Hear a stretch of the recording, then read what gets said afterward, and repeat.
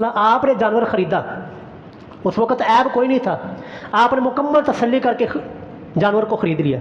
लेकिन उस जब जानवर को ख़रीद कर घर में ले आए, उस वक़्त आपको पता चला ये तो जानवर बीमार है, इस जानवर के अंदर तो फलाना ऐब पाया जाता है। यानी ख़रीदने के बाद आपको ऐब का पता चल गया कि इसके अंदर ये ऐब है, तो अब क्या हुक्म है? क्योंकि ये सवाल अक्सर तौर पर पूछा जाता है, इसलिए मैंने इसको ऐड किया। तो अगर आपको ख़रीदने के बाद ऐब का पता चल गया कि इस जानवर के अंदर ये ऐब मौजूद था लेकिन मुझे पता नहीं चला, आपके ऊपर ज़रूरी होगा उस जानवर को लें, उसी मंडी के अंदर जाएं और जिस इंसान से आपने जानवर लिया है, ख़रीदा है, उसको वापस करें। आपके ऊपर ये ज़रूरी होगा, उस जानवर की कुर्बानी आप कुर्बानी के अंदर नहीं लगा सकते। ये चौथा मसला। अब पाँचवा मसला इसी के साथ मिलता जुलता है।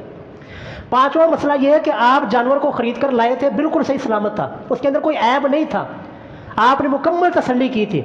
लेकिन जब आप जानवर को ख़रीद में कर घर में लाए तो उस वक्त जानवर आपस में लड़े, या जानवर आपने बांधा हुआ था छत पे, वो छत से नीचे गिर पड़ा, वो लंगड़ा हो गया। कोई भी ऐसा ऐब जो ख़रीदने के बाद पैदा हुआ है, तो जो जी इन दोनों मसलों में फ़र्क है। एक है कि ऐब मौजूद था, आपको पता नहीं चला, उसका मसला अलग है।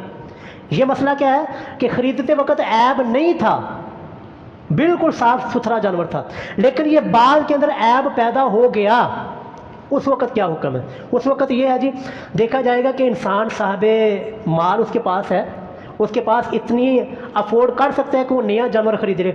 अगर वो अफोर्ड कर सकता है तो उसके ऊपर लाजम होगा कि उस जानवर की बजाय दूसरा कोई नया जानवर ख़रीदे, उसको अल्लाह के रास्ते में कुर्बान करे।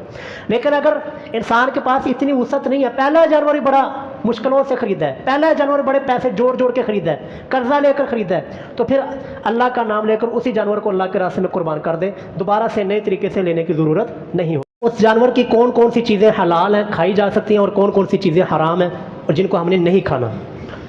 यहाँ पर ना लोग एक रिवायत पेश करते हैं कि जी जानवर की 7 चीज़ें हराम हैं।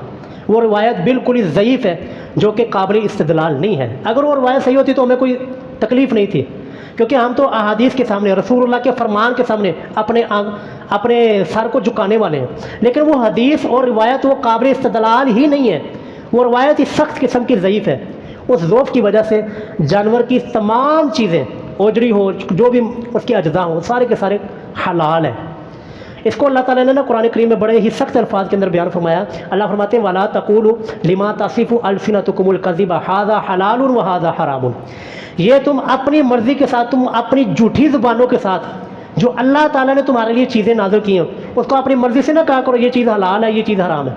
नहीं, अगर आपने हराम किसी चीज़ को कहना है तो आपके पास कुरान की और रसूलुल्लाह के फरमान की हदीस कोई दलील के तौर पर लाजमी होनी चाहिए।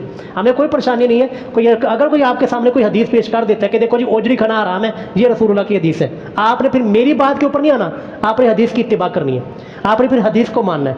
लेकिन अगर कोई सही हदीस नहीं है, कोई सही रिवायत हमें नहीं मिलती, तो फिर जानवर की तमाम चीज़ें वो हलाल है। हाँ, आपका दिल नहीं करता, आप उस चीज़ को नहीं खाते। मैं ओजड़ी नहीं खाता जी, अब इसका क्या मतलब है? मैं आप सबको कह दूँ जी ओजड़ी हराम है क्योंकि मैं नहीं खाता, मैं कौन होता हूँ दीन के अंदर कोई अपनी तरफ से कोई चीज़ ऐड करने वाला? मेरी क्या अथॉरिटी है? इसी तरह दीन की अथॉरिटी सिर्फ अल्लाह और उसका रसूल का फरमान है। अगर अल्लाह फरमाते हैं या अल्लाह का रसूल फरमा दे तो आपने फिर उसकी इत्तिबा करनी है, फिर मेरी बात के ऊपर नहीं आना। लेकिन अगर दलील नहीं है तो फिर जानवर की सब की चीज़ें हलाल हैं, आपका नहीं दिल करता आप ना कोई चीज़ खाएं, लेकिन हराम ना कहें।